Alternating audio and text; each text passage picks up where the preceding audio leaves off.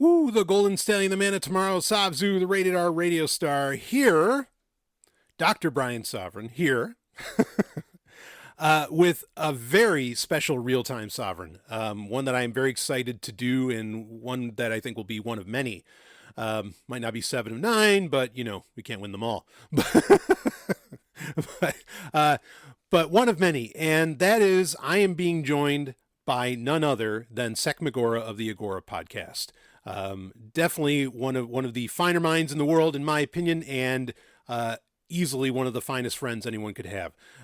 So just a dynamite person, and had a great conversation with him, though Zoom was not playing nicely with us on the day that we recorded this. And so I just want to let you know ahead of time that with this recording, if it feels a bit choppy, or if things kind of jump around at points, it's been edited. Okay, I usually don't edit, but in this case, I did edit it. It's been edited to where, it all comes together, because there's so many points where, whether it's my side or his side or whatever, that, our connection would drop and we'd have to reconnect. And anyway, it's how it goes. But it was such a dynamite conversation, and Sek lays so many, just massive drops of truth that, I want to make sure this gets out there. And, we do hint at that we're going to do at least a part 2 on this conversation, and we will certainly be doing that, and hopefully with better connectivity, but we'll deal with that as it comes. So without further ado, we'll get right into it, and I'll let this conversation just ride itself out, and I'll see all of you on the other side. Power on. Real-time Sovryn is go. Well, that's fine. Looks like we have an AI companion here too. I don't know what the hell that is. That's the feds. Yeah, of course. Well, it's not a party without them. I mean, Yeah. you're doing it wrong if they don't show up. There's the reason my podcast has so many listens. You know what I mean? Them and apparently Tucker Carlson. Yeah, you know what? Let's just roll right into it, brother. Let's just do this. So, welcome everybody to a real-time Sovryn, where we get 20,000 downloads an episode, and it's because they're taking notes. 19,000 of them are feds. The other 1,000 numbers are numbers. You know what I mean? No, I know. No, a win's a win. I mean, for sure. And I'm sure the other 1,000 are hardened criminals, but that's fine. I'll take that audience. We're in good company. Yeah, that's right. Not claiming I know anything about that, but anyway. So for those that are viewing or listening, and this is actually the first time I'm doing a real-time Sovryn using Zoom, so we will see exactly how this turns out. It could fail in spectacular fashion, but at least if I'm going to fail, I am not alone, and I'm being joined by a longtime cohort at this point, that being Sek McGora, who is infamous for the Agora podcast. Sek, welcome aboard, my man. Hey, man, thanks for having me. I'm glad to be one of your first guests. This is awesome. Yeah, congrats on all you're doing here, man. Like, you've been doing all sorts of crazy new shows, and I'm really liking it. I like what you're doing. So. No, I appreciate it, brother. Yeah, you're number 2, and there's no insinuation in that. But you're the second guest I've ever had on it, so which works out great in my opinion. I'll take it. Yeah, absolutely. So, with real-time Sovryn, I like to keep things kind of fast and loose. And I appreciate what you said about trying to get everything out there. We're certainly I'm trying to ramp up as much as I can. And I think what we're going to get here is actually a very first in talking about talking about a previous real-time Sovryn. I don't know that that's exactly happened. Maybe I did that once where I responded to some questions, but in general, we're actually going to reference a previous episode, which actually had the first guest ever on real-time Sovryn, that being, of course, my absolutely luscious and illustrious wife, Ellen Sovryn. And in that episode, we were actually talking about, the title of the episode was something to the effect of, should you actually tear down the government? Should you actually shut it down? Should you stop it?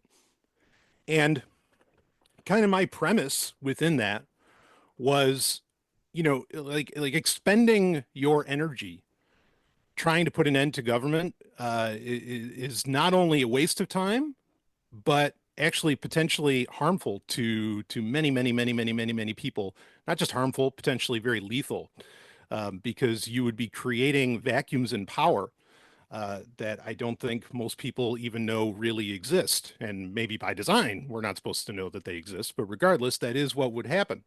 And so the premise that I laid out, or the solution I should say that I laid out, is a very old one, including in libertarian and anarchist circles, that really the only thing you can do, the only thing that's worth your energy, worth your time, is to just build the alternative system. I don't even like the word system, but we'll run with it. Build the alternative system.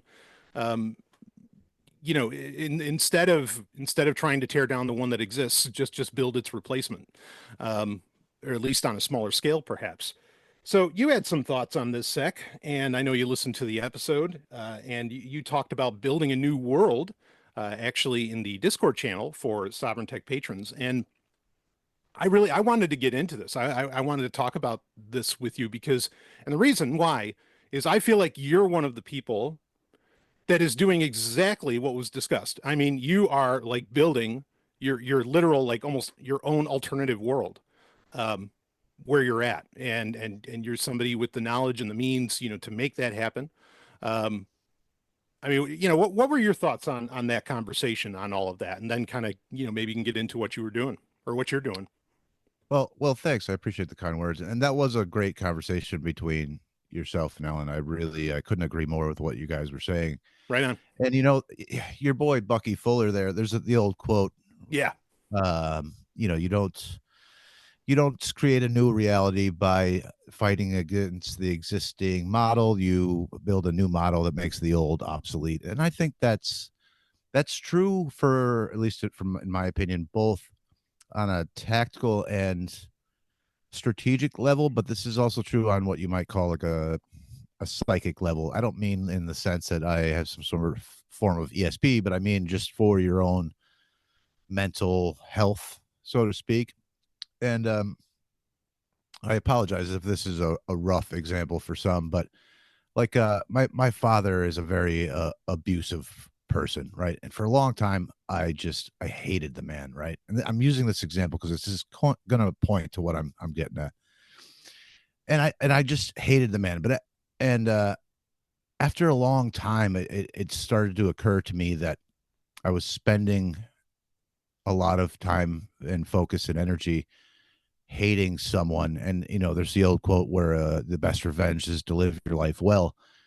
And it occurred to me that it would be actually far better for my own well-being if I just completely dropped, I wouldn't say forgive, but dropped the hate that I had for another person and just focused on my own well-being. And I think this is a sort of a microcosm for the way I think about the state or any sort of other, violent or dominant systems. So going back to what I said, tactically and strategically, if you think of it in terms of warfare, for kind of an example, if we're at war with this system, it doesn't help us at all to fight against it on its own terms. So we're never, what the state does is create violence and tears down other alternatives. So it's not going to do us any good to fight what you might call a superior enemy according to its own strengths. So plus you're just most of us would just get crushed under the wheels. A lot of people would get hurt, or in jail or killed. And so even just from a strategic or practical standpoint, yeah, you're not going to have the success with that. I mean, I want to jump in just a little bit on this. I mean, that's the thing is, like if it was warfare, I mean, talk about being outgunned. Like it's not even, it's not even close, especially when you consider the use of drones and all these other things. You know, One go ahead. might bring up the point like, okay, well, what about the Vietnamese? And Nah. sure, or the Afghani, a bunch Mm-hmm. of goat herders with AK-47s, held up against the world's largest military, and that's true. But what happened along the way is like, I don't know, several million, I think it was tens of million Vietnamese died Right. in that campaign. Right. And I mean, God knows how many Afghanis and Pakistanis died in those wars, lived in fear for decades and decades, under drone wars. So, and at the end of the day, they just had a bigger and better or local warlord. You know what I mean? So Mm-hmm. Mm-hmm. I don't think you can achieve anarchist ends by these means. You Right. might be able to repel a larger military force, but you're not going to achieve like any kind of liberation this way. And even violent, I would say, even violent revolution usually ends up having, it's a meet the new boss, same as the old boss kind of a situation where Yeah. being able to rally the amount of violent and brutal force necessary for a revolution just creates the framework to recreate the old system. Yeah, yeah. I mean, I like what we're talking about here because, I like your pushback on that. Bringing up, the Vietnam War, bringing up the Afghan War. I mean, the one thing I would say to that as well is, and I want to get back to, like our previous points, but the one thing I would kind of like, also bat back at that is essentially it just sent the U.S. home. It didn't actually necessarily defeat the U.S., Correct. as to where if this was some kind of like homegrown anarchist revolution of some kind, and maybe that even just saying that will get me kicked off of YouTube, but that's fine. There's alternatives. Uh, but if it's that, I you're not sending anybody packing. Like it's a literal zero sum game if you're thinking that way.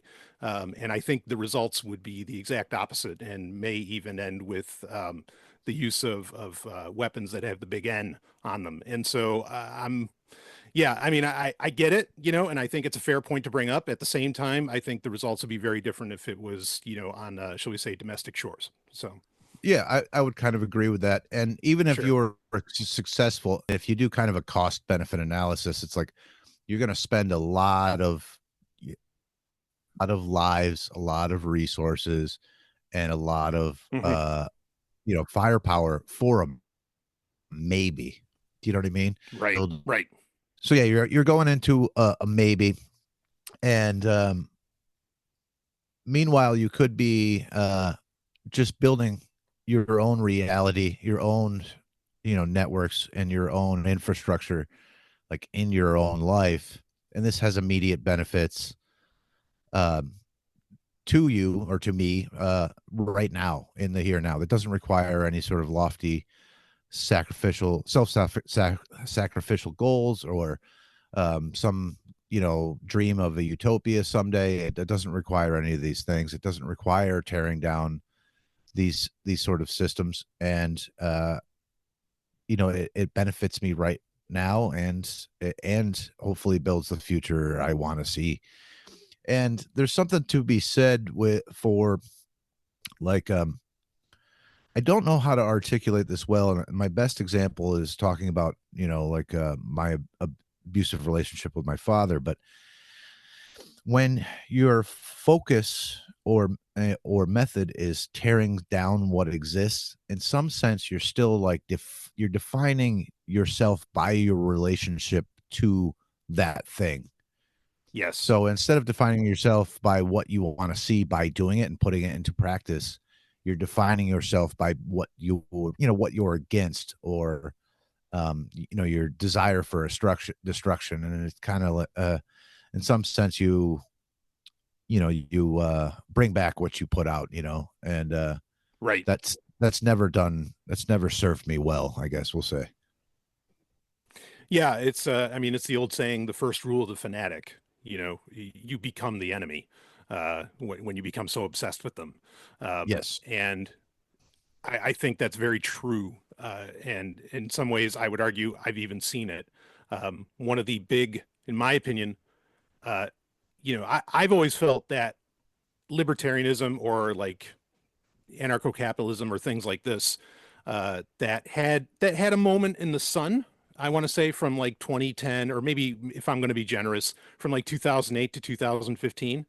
And I think when, the whole Trump situation happened, that's basically when the fanatics became so obsessed that they became the enemy, because so many libertarians just instantly turned. Suddenly they're like, "Oh yeah, no, no, yep, I'm voting for Trump. I'm voting." Like, wait, what? You're voting? We don't vote. But no, then suddenly they said they were. Um, so, I think that that first rule of the fanatic, ironically does occur within people who espouse, or who claim to espouse, the idea of self-liberation, personal liberty, and all of that. Yeah, it's sort of a race to the bottom in a sense.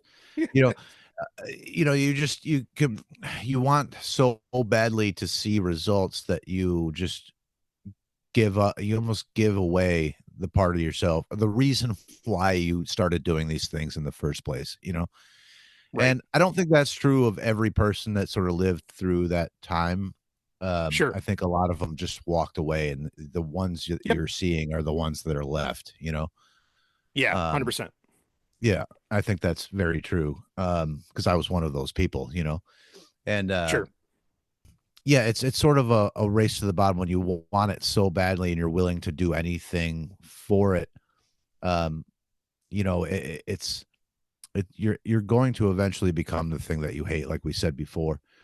And it's some of this is a long game too, and I don't think a lot of people want to see liberty in our lifetime and all this sorts of things, and I don't think the state is going to disappear even in our lifetimes. So Right. all the more reason to build the world around you that you want to see, and that's where you have the most influence anyway. I know you're not necessarily a fan of the Stoics, but I think the concept of like spheres of influence has been important to me, Mhm. like understanding where I have the most control, and that's in my immediate circle. The Right. world that exists around me day to day. I have little to no effect on what Washington does. Um, so it's uninterested. I'm not interested in that. I'm interested in building my own reality. No, I'm with you on that. So, building your own reality. Like I said earlier, I think, Sek, you're one of the people I know that's like actually doing that. I mean, do you want to talk about, because I think some people would, we can say these things all the time, and certainly we've had, you've even brought up legendary figures, and somewhat, I'm always careful with the word hero, but I'll say heroes of mine like Buckminster Fuller, have talked about it in the past. Um, but I mean, what can people do to actually like build this world around them? In opposition, it's not, you know, to even say it's in opposition, is, so much language we have to be careful with, because then you're doing this to oppose them. No, you're doing this to make yourself happy. So it's not exactly in opposition. But anyway, what are you doing to create the world around you? What are recommendations, like even simple ones, you could make to people about it? Well, I think you said it. What makes you happy? Uh-huh. So it's hard to say. And you and Ellen touched on this, where there is no one size fits all solution. There never was, there never Right. will be. The solution is always going to be very individual and pluralistic. So I can speak what I do, because these are the things that I'm interested in, I'm good at, and I want to see, and they make me happy. But for another individual, it might be something else. What are you good at? What are you interested in? And on a broad stroke, it would be to just sort of decouple or insulate yourself and the people around you, and then further into your local community. Um, to decouple yourself from systems of domination or things based on violence, either directly or indirectly, and honestly try to be fucking kind to each other. Like Right. that's been my thing a lot of the time. Is it's not something that gets touched on even in anarchist circles much, but the state is a very cruel and violent organization. It's the, you know, in some sense, the realm of domination and cruelty. And a little bit of kindness to your fellow people around you goes a long way, and just trying to understand like where people are coming from. I think that's always a positive thing, and not just for like some sort of moral higher virtue or something like that, but just because it has immediate practical effects. Like if you're kind to other people, people are generally kind to you, and the the circle around you is just much better and makes for a more happier life, at least for me. So uh that there's that, but you know, ask yourself, what are you good at? What can you do to you know, either provide for yourself economically that it sort of removes your support for the state and builds something new. I'm very interested in the concept by Carl Hess of community technology, which is uh, reimagining production to and production to so that it is more responsive to the local needs of the people involved, and it gives more control to the people involved. So what can you produce Right. yourself or in your local community? What can you do? You know, make friends with your neighbors, you know, or people in your local community, or join some sort of maker space. I mean, are you into computers or bicycles? What are you into? And what is your, you know, your passion or whatever? And go try to do that, and build sort of a community and infrastructure around you that makes you happy and betters yourself and those in your community. And that's a big step in the right direction. And it doesn't have to be, you know, see, that's again the problem with these big plans and these big universals. Is people will wait for like the one big thing that'll change their entire life, or change the world or change society. And you're going to wait your whole life for that. You know, Yeah. it's you got to just make little small, I mean, grow a fucking tomato. You know what I mean? Like just small steps in the Yeah. direction that you want to see things go. And that's it. That's all that's all there is really to it. For me, I'm a greenie. I like the nature and the outdoors, and I like things that grow. You know, it's that my favorite scene in Lord of the Rings where it's like that man, he no longer cares for living things. He's got his mind is made of gears and metal. And I'm one that I'm the ants, man. I still care for the living things and things that grow. So my focus is, you know, on food production and local, yeah, both individual food production, local food production, sort of what you might call rewilding and guerrilla Hmm. gardening. And I try to produce things myself on a very low tech in a very low tech way. And Yeah. I try to reuse and repurpose things and scavenge. So I think that I hopefully am having some effect on environmental issues that are concerning to me, and a fucking giant garbage island in the ocean. So I try to reuse those things, and it also saves me money, and it keeps my brain working. And I try to remake new uses for old things. And that's just the things that I'm interested. I make my own dirt. You know what I mean? Like you know, like just, you know, I get into like worm compost, you know, just all of Yeah. those sorts of things. Those are my jam. But I also just really like doing those things. Like I would do those things if I didn't have some sort of strategic goal for them anyway, you know. So Right. it benefits me and makes me happy now. And also, you know, my kids get to see where their food comes from, and that makes me happy. Well, they Um, get an amazing education with that. The one that yes, matters too. Yes. yes. They can see Yeah. what it takes and what the earth sort of provides. And you know, some of my my young, you know, my little daughter's first bits of food were green beans straight out of the garden, just fistfuls of green beans, just like stuffing them Phenomenal. in her face. And it was just that's just a beautiful moment. So like Yeah. even if I didn't have some alternative goal, I would do this anyway. You know what I mean? So Yeah. Yeah. I think you raise a great point here because, I mean, with a lot of what you're saying, because, like you mentioned earlier, and, I remember when President Obama like said this, admitted this and said it explicitly, government is the monopoly use on force. yes. And I think government also well, probably forever, but certainly in the last, shall we say, 5 years or so, or 4 years to be more specific, government also wants to be the monopoly on health and the monopoly, I think, on food.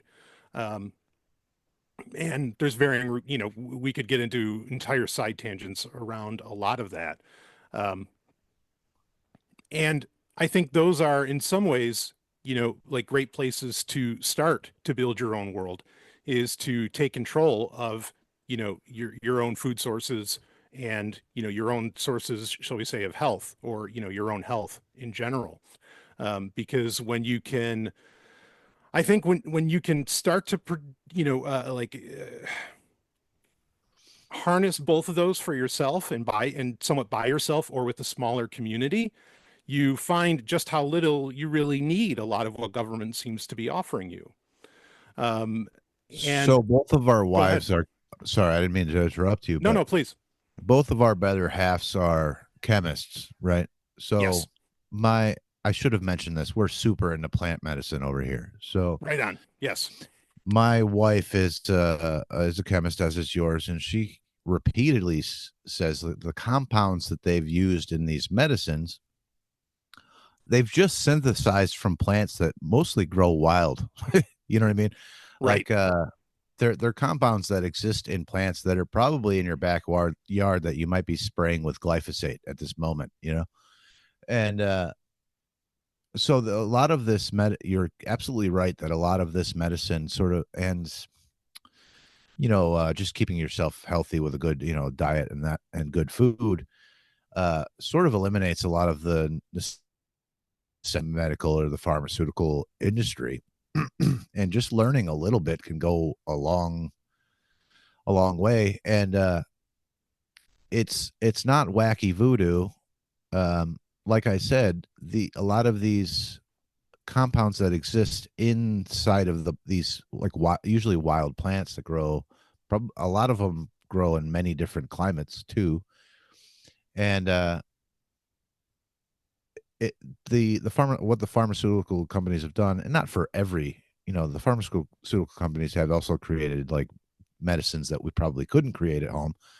But for a lot of what they've done is they've synthesized the compounds that exist in these plants in a slightly different way or slightly different molecules so that they can patent them. And Right. so they've taken these things that grow wild that you yourself can go out in the woods and find, and they've patented them so they can turn them into a commodity and sell them back to you. So you're absolutely right. It's another great way to sort of take charge of your own, health, and, fitness and diet also come into this as well. And fucking sunshine. Yeah, I mean, right. Yeah, getting sunshine, exactly, which we all seem to be trapped in offices, or at least many of us do. Not Fortunately, I, guys like sir. you, Sek, are out there. You are in nature's office, man. Yeah, for real. Which Hey, is let me great. run something by you that you touched Please. on. So something I've been saying for a long time, and so I don't think the government itself is the state.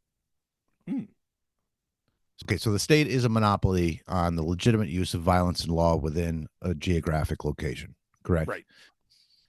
So the government is essentially what I would call the enforcement mechanism of the state. But you cannot maintain a monopoly on violence and law by brute force alone. So like regimes usually don't last long if they rely on solely on brute force. So in some sense, that's what the government is. It's the violent arm of the state. It's the one that exerts force. Mm-hmm.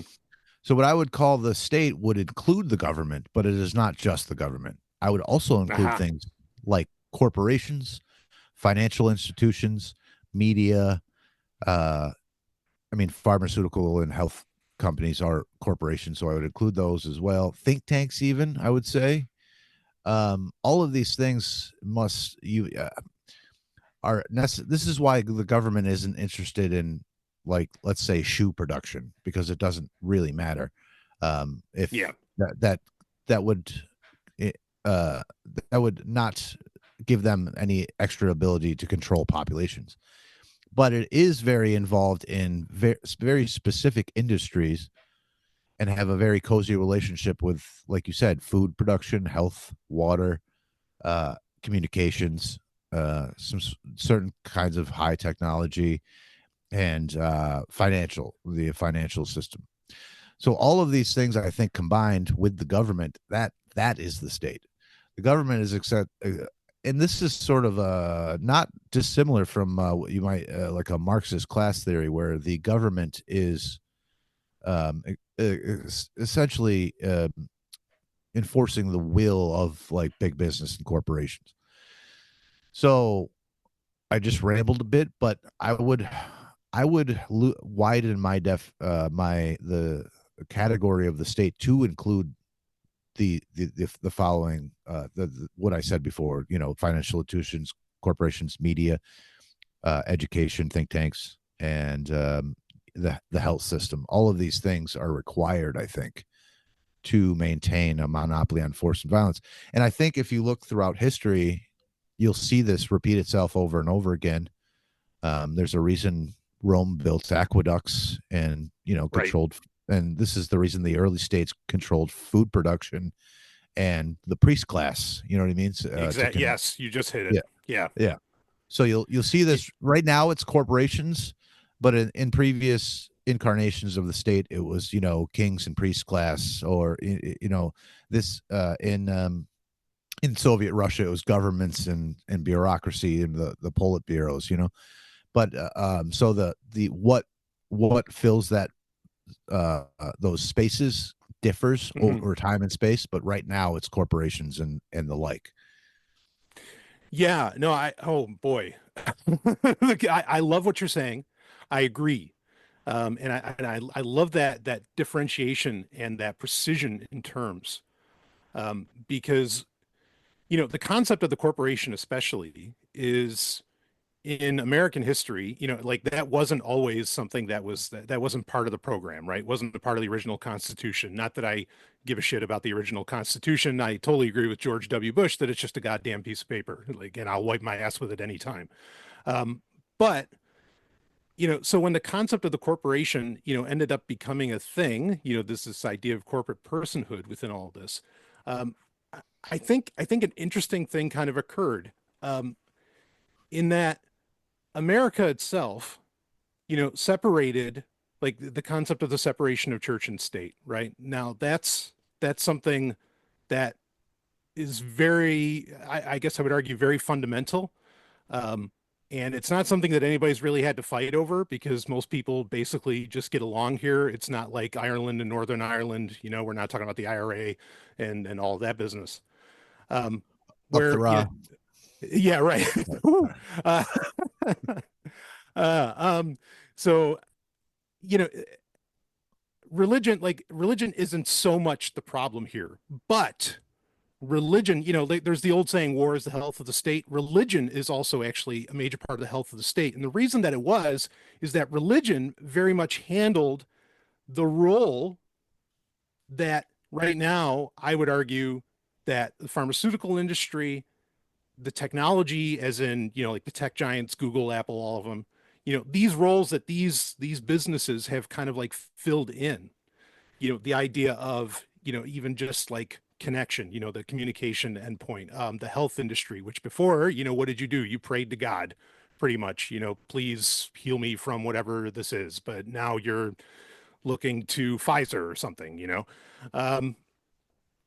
and so it's interesting, because I think if there was any actual sense of freedom, and not that there really was, but if there was any actual sense of freedom in the geographic area known as the United States of America, it was because we were actually free. It's not that we had freedom of religion, okay, or it's not that America had freedom of religion, it's that it had freedom from religion. But the state knew it couldn't keep existing with that kind of power vacuum. It needed something that could fulfill the laity. So basically, like, government hasn't taken it, because I know this is a common refrain or a common comment by libertarians and others, that Basically, the state has, or the government has become the religion of the people. Um, I think it's actually more that a lot of, shall we say, Western medicine um, and technology, a lot of the high tech stuff has actually taken the place of religion, for people. And what I love about you saying that these things they all actually make up the state. The state isn't just the government. Um, yeah, it's very much creating a very real system of control. I mean, another comment I had made in that episode with Ellen was, this business owner who said, I'm not afraid of the government. I'm afraid of Google. The government can just find me. Google can destroy me. And that really hits at the point that Google is absolutely a part of the state. Every tech giant is a part of the state. It's not the government, but it is part of the state. And it's interesting that, I mean, and that makes so much sense because like right now there's a massive antitrust case going against Google. And it's really like these different organizations within the state kind of fighting within itself, seeing who can have the most power within this structure that is the state. So I think your reframing of that concept is absolutely brilliant. Like that's a great way to understand how these things work because you can't say that they're separate. Like they're all part of the same Leviathan. They're all part of the same monster. Just they're different arms and different legs and whatever else. What do you got? Not to toot my own horn, but I think Please. like this is necessary for understanding the way things actually are so that we can move forward. Like you said about Google, I don't see a differentiation between Google and the state. I mean, Right. never mind that the Google was started up with the CIA seed money. Yep. I mean, never mind that it's like literally a corporation itself is a state created legal fiction. Um, all of these things, I would say I've been calling Google essentially a field office of the State Department for a long time. Yep. And I would say that Amazon is is a field office for the CIA. So there is no real differentiation between, if we view all of these organizations as one super organization, I think because we have a better understanding of what is. This is not necessarily original to me. I'm building off of a lot of other folks. I think that Konkin was starting with this, and I think even this is entirely in line with the Marxist sort of class analysis of the material base and the superstructure. Sure. All these things have the goal of population control, and government is just one aspect of that. Yeah. Yeah. Yeah, I mean, it's very much a techno-religion, and I mean, bringing up like a lot of the tech giants. I mean, you can just see like the relationship that a lot of people have with these groups is very much, treating them like the priesthood or even treating them like God. Um, and I mean, I think there's so many mental fictions that build up with the way that a lot of this technology works. Um, Oh man, I mean, I think it's a conversation that we would need to part two on. We would need to do a part two on as far as Yes. yeah, as far as like the relationship with tech, um, because I know you, and maybe this can be a bit of a teaser for the next time we get together on Real Time Sovereign, because I know you, and you're very much a I don't want to say anti-tech. I mean, do you want to describe yourself quick and your position on that? Man, I go back and forth in my own head on that all the Sure. time. I'm very tech skeptical, and I'm not sure to what degree uh, a lot of what we would call modernity is the result of a sort of technological advancement, and how much of the problems that we have are inherent to technological progress. I know Mhm. I keep bringing up Jacques Ellul. He's a Christian anarchist from the earlier 20th century. He doesn't make like a moral case against tech, but he would say that this is not necessarily the result of the state or capitalism or anything. That this is actually the result of the recreation of technique is how he would describe this. So this would include technology, but also methods of efficiency, or using the end goal of efficiency recreates the system, and it grows exponentially. And so, regardless of sort of what economic or overarching domination structures you have, technology would recreate the system every time. And this is true in some sense because, weirdly, the Soviet Union was possibly the most industrialized society in modern history. Sure. Like, they were entirely focused on industrial production. That was the focus of their entire society. So it's not a problem with, I mean, capitalism has its own problems and it might exacerbate the problem, but the origin of the problem might not be capitalism itself. It might be technology. And I think it obviously has a lot of problems. And I think overall, I would tend to think that it has a net negative on society, especially things that we would call like high technology or digital technology. And you're right, it is sort of like its own weird religion, and it has taken the role of the priest class. I mean, can you imagine the kings and the priests of old times? Not even in their wettest dreams could they achieve the amount of control that these people have over our lives now. People think of kings as like these all-powerful monarchs or whatnot, but and lots of people have made the argument otherwise. From, I'm not a huge Hoppe fan, but he's made the argument. But also, Michel Foucault has made this argument many times. It's like oftentimes they had little to no interest in the daily lives of their subjects, right? Because, for one, it didn't matter to them because you had no power anyway. So what do they care as long as you're not revolting? So they didn't care if you were, drinking or smoking or doing drugs or, whatever, or who you were fucking. They didn't care about any of those things. And even if they did, they didn't have the resources or technological advancement to be able to exert sovereignty over those things like you have in what you might call the modern nation state. Right. But now we have this sort of democratic total state where people have like a vested interest in the behavior of what other people are doing, because we're all under the same demos. In some very real way, what other people are doing actually affects us through this other entity, which we call like the nation state. So like now people have the incentive and also the means through technology to be really concerned and to modify the behavior of others. Which is horrifying. Right. Yeah, no, I agree. And I think there a lot of our, quote unquote high technology, has dramatically changed the way that people think, in general about all kinds of things, like in ways that I'd love to explore. And I'm sure we're going to at some point. Even the idea of like saving everything to the cloud. Even that concept of it being the cloud. I mean, that has such, kind of like heavenly cherub, connotations and everything.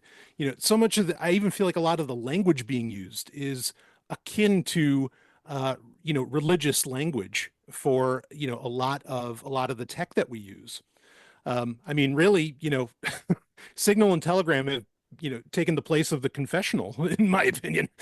So, because people think it's, somehow safe. It's an interesting idea that I definitely want to explore more on. I love the idea. I love what you're saying about that. Maybe this isn't all, where did the problems kind of stem from? Was it capitalism? Was it this, or was it just this, this technological, upward march, that has us where we are today? I want to get into it. Go ahead. Well, so you've read the piece from Crossbows to Cryptography, I assume? Yep, absolutely. Okay. So in there, it makes the argument that sort of technology evens the playing field of the citizen against the state, people who would exert power over us. So it starts off with like, okay, outlaws were able to use crossbows because the king had a professional military, Mhm. and the subjects were just regular folks picking up arms against this professional military, but the crossbows leveled the playing field. Right. So if you stopped the example right there, it would seem that technology benefited the average citizen. But what they're leaving out in that example is eventually the king and the professional army all got crossbows too. So now their ability to execute violence against you has just exponentially grown. You see Right. what I'm saying? So Right. it's an arms race that is eventually going to serve domination structures. It has to. So you go, and I think we've even talked about this once before on maybe an Into the Void, but go back to the printing press and Martin Luther. Wow, isn't it great that now all these people have access to literature and can learn to read and inform themselves and all these sorts of things? And yes, it's a great leap forward for the average person. But how long before that did the king start using it for propaganda? Right. So you go to cryptography or crypto even, and like how much of these are honeypots or being used for clandestine operations or intelligence and all sorts of things. There's an example I use to show how like just even infrastructure benefits big business. It's like we all pay taxes, like wheel tax for the roads, right? But Mhm. you and I, we drive back and forth to wherever locally, a couple Yep. times a day or whatever. But like a company like UPS, they're really getting their money's worth out of that wheel tax because Yeah. they're on the road. No, I mean, 11 hours a day, just go, go, go, go, go. And they're wearing down the roads, but they're really not paying that much more than we are for Right. that same wheel tax. So it's the same thing with any technology is like the people that are willing to use it for professionally for violence or to control people, they're doing that shit full time. So like take like smartphones or computers. It used to be that like if you wanted to infiltrate, let's say, a movement, you needed whole teams. Like the FBI needed whole teams and handlers and informants, and they needed to pay a bunch of Yep. people and all this sort of. Now, I mean, one guy and 12 phones can infiltrate movements all. You know what I mean? It takes way less Yep. resources for them to do. Now, it takes way less resources for us to do certain things as well, and that's great. But we're not the one. We're not out there trying to dominate others, and they are. So it Yep. eventually all of these technologies are eventually going to serve the state and other power structures. Yeah, yeah. Yeah, I like where you're going with that. And actually your example of Martin Luther is a great one because, so many Protestants look at Martin Luther as, oh, he opened everything up, he set everything free. No, Martin Luther didn't do anything on his own. He had the support of varying territories and, the people who were in control of those territories, and they wanted to cede power away from the Catholic Church. So of course they supported him. You think it's about like, democratizing God. Oh, by no means. It was about taking power, it was the powerful trying to take power away from other powerful people, in this case, the Catholic Church. So the idea that, say this, it seems like this technological march is empowering the individual, who's actually supporting that? And usually you'll find that it's, the military VCs and whatever else. And, what are their actual aims with a lot of this stuff? And like you said, they're getting a lot more mileage out of what we're doing or, out of the technology that gets used every day. So where is the grand benefit, overall? And I think it's a fair critique to make, even just from a, like we were talking about earlier about building your own, kind of building your own world. I mean, we can debate the validity perhaps of some of these statistics and some of this research for sure, but I think the idea that people are more depressed today and more people are more depressed than they have ever been, um, I don't think that's unfair to say, and it's an irony since we're more interconnected than we've ever been. Like there's no reason people should feel alone. There's no reason, for any of this, that I would argue kind of stems at this depression. But it's there. And so, if we're not actually happier with it, what's going on? Like why is that upward march still happening? And it's because it's not really about empowering you, the individual, in this sense of technology that we're talking about. Yes, I mean several things on that, and Sure. I'm not necessarily saying anything that hasn't already been said, but Right. so yeah, people are less happy than they've ever been, and it's okay. So it's easy to point on everybody's on their fucking phones and everybody's Hmm. looking at Instagram all the time and seeing other people's lives, and they're not feeling fulfilled because that's sort of just an an a dead end, an empty venture. There's nothing Right. there. You're not really getting filled. But it's also just our system as a whole sort of like crushes people's hopes and dreams. And there's there's a Doug Stanhope quote where he's like, yeah, your guidance told teacher taught you to go sit your life for 40 years under fluorescent tubes and waste your life away, and nobody ever asked you like what makes you happy. You know what I mean? And Right. so some of this is like society, like things are getting worse sort of materially and in terms of community. And so there's something to that as well. It's not just everything's technological, but honestly, you say we're all more interconnected than ever before, but fucking are we? So like how much does this being connected to people all over the world through your fucking fondle slab, how much does that actually just degrade real connection in your own life? And how much can we even like handle being connected to tens of thousands of people? Oh, I we don't can't. I don't know Yeah. that. Yeah, I don't know that our brains can even like manage that. There's the Dunbar's number that everybody brings up, and I think Yep. there's fucking truth to that. Like you can only really 100%. form real connection with like a handful of people. You know what I mean? Like, Yeah. so like how much is being connected or thinking you're connected to 10,000 people? How much is this degrading like real connection in your own fucking life? And how much is that depressing everyone? Yeah. Like Right. I think there's something to that.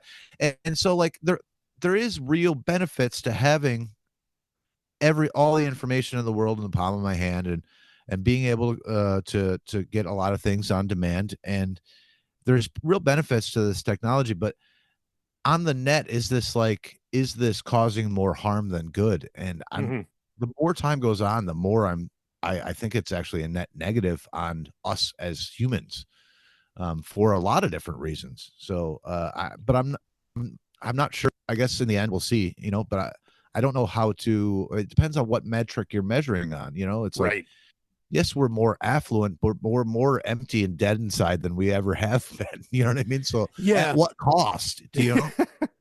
Yeah, no, I think you raise an excellent point. Something that when people say, and this has been going on for ever since the smartphone has existed, when people say, "Oh, everybody's just like stuck in their phones," and then somebody pulls out a meme where it's like people sitting in a train car and they're all holding up newspapers and not looking at each other and not talking to each other. Now, it's a funny thing. Like it seems like a nice parry at this whole idea that it's like, oh, you think smartphones change things? No, it didn't. People have always ignored each other. But the fundamental misunderstanding of that retort in the meme is that the newspaper you were reading 9 times out of 10 was a local newspaper talking about local news about things that you knew that you could envision. Like if you're living in upstate New York, you knew what Genesee Street was, you knew what all these places were. And so even if you weren't talking to other people and your face was stuck in a newspaper, you were still learning about things that were around you that you had direct influence over, not, being hyper connected with people thousands of miles away like the smartphone has. So to say that somehow people, shoving their faces in the newspaper equates to shoving their face in a smartphone all day long isn't accurate at all. Like, I mean, it's not like apples and oranges doesn't begin to describe the discrepancy between the two. Um, so yeah, I hear you that by its very nature, the smartphone is taking you mentally and through its data transmission, taking you to thousands of miles away for hours and hours of the day, as compared to, you getting information that has a more direct and local effect upon you, perhaps. So it's an interesting idea that you're bringing up there, Sek. I like that. Yeah, I'll tell you, one of the worst things for my mental well-being Mm-hmm. was being very aware of a bunch of horrible things that were happening around the world, because my Right. parents were like political radicals, so they were very aware of every war that was going on and every Yep. starvation campaign and every famine and every whatever the thing, and being very aware of all of that at a very young age did not do well for my mental well-being. Yeah. So, Yeah. like, being aware of every bad thing that's happening all over and I'm not saying you shouldn't be aware of these things, and Sure. I'm not saying you shouldn't empathize with these people, but being inundated with like every bad thing that's happening around the world all the time, man, it's absolutely terrible for your psyche. You listen to people like online and like, oh, the world's on fire and everything's going to shit, and we're never more divided than everything and anything that ever that we ever were, and all this sorts of thing. And I just like, I look outside, birds are chirping, you know what I mean? Like, I go down the street, everybody's being really nice to each other. We're just going about our day. Like, everything's fucking fine. There's lots of problems and there's lots of horrors in the world, and all of these things are terrible, and I want all of them to stop. And I feel for the people that are fucking losing children to drone bombs. I feel that in my heart. But Mm-hmm. on a day-to-day basis, my life is okay. And Right. I think the more you focus on things that are far away in your phone and all over the world, and the less you focus on the things in your own life that you may have some appreciation for, and might find you some fucking happiness, Yeah. Um, No, it's go a ahead. great point. It's a great point you're bringing up, and it brings up kind of an odd paradox. I've always felt that government or the state is the ultimate in not minding one's business. Like it's the ultimate nosy neighbor. It's and the most lethal one as well. Um, and I love what you're saying because you It's know, the most violent lawn Nazi. yeah, right. Most violent law Nazi. All right, that's got to be a T-shirt somewhere. That's fantastic. Yeah, exactly. So, but here's the thing: is I think so many people, especially today, like now, they're literally voting harder. I don't know how you do that, but you can just feel it. Like these people, we are voting harder. And they're doing so because I think they feel absolutely helpless in the face of all of this stuff, all this terrible stuff that's happening around them, and they feel like they have no agency, they have no control about it. Their heart's breaking, rightfully so, over some of these situations, and they feel like they can't do anything about it, so they have to have a body. There has to be something above them that will handle it. That has the wherewithal, the amount the amount of power to handle it, even though it really can't. And again, as we all know, the state actually creates more problems than it solves, if it even solves any. But what we're forgetting is that maybe what happened in, a Broken Bow, Oklahoma, is not our business. It's really not any of our business. What happened and I can say this, because I thought, when I joined the military and I went over to Afghanistan, I thought I was going there to help people. I learned very quickly that I was not, that I wasn't helping anybody. And so, in a very real way, what's happening over there, and people can disagree with me on this if they want, but in a very real way, that was none of my business. But I went over there and tried to make it my business. And I think it ended up with disastrous results, which we can all see when, the US pulled out of there and for many, many other reasons.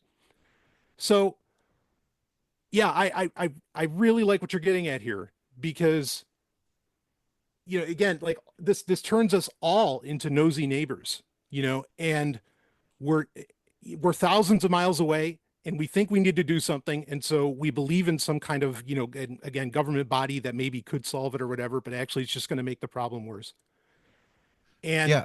Did you go ever ahead. hear that there's a story that there so there's some place, I think it was someplace in Africa, and some charity sent over, like, rounded up a bunch of money to Mm, send over a bunch of stuff, like, pencils, paper, and they sent over a bunch of shoes. And I think this was not just a charity; it was like an NGO. Right. And so they sent over a bunch of shoes and like, look, listen, I like to help people in need. I really do. I enjoy doing this. And but in sending over a bunch of shoes, you think that's a great thing, right? But what they did is they put like a bunch of people in Africa that made shoes out of fucking business. Right. Immediately. So now there's like whole families and a whole industry that's just out of business, and now their families don't have any way of making money, and now they're having trouble. Like they lose their house, they don't, they can't, they're having trouble affording food, or they have to go into some other industry or work for somebody else or whatever the thing. And so like just fucking around that way, like people have, help people that need help or whatever, but in some sense, like people also have to like figure this shit out themselves, But yeah, just sticking your nose where it doesn't belong, even if you have the best of intentions, it usually has like unforeseen consequences, I guess was my point. Sure. The road to hell, paved in good intentions. Yeah, exactly right. Yeah. Yeah. I think, well, there's a lot to mull over here, and I want to continue this conversation because I think we need to dive into, where technology fits into, more accurately fits into the paradigm that is the state. Not so much that technology is part of the government, but that it exists concurrently with it in a way, and overall makes, is part of what makes the state. And I guess the question that we'll want to answer at that point when we do another real-time sovereign is, can you have this level of technology and not have the state? Or does one promote the other? Can one exist without the other? Does one promote the other? What does that paradigm look like? So yeah, Sek, I got to say, I love having you on. We've had epic conversations over the years on your own show, the Agora podcast, which everybody should go and listen to right now.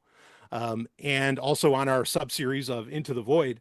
But Sek, where do you want people to look you up? I mean, you can find me. I'm on Telegram and Twitter at Sek McGora, and also on Discord at that same name. You can find me if you like. And I would say that in conclusion, the computer revolution and its consequences have been just disastrous for the human race, to paraphrase Uncle Ted. But yeah, man, this was fun, and it's always a blast talking to you. And we could do another couple of hours on this subject. But I'm happy to do a part 2 on it, and I think everybody else would really enjoy that as well. Yeah, 100%. And okay, so yeah, we're gonna expand on that statement you just made next time, and we're gonna go over all of it. I can't wait. So, all right, brother. Well, I appreciate you being on, and yeah, always a great time, to communicate. And I'm sure we're going to be doing more Into the Voids in the future, and so people can look out for that. But for now, we will see all of you on the other side.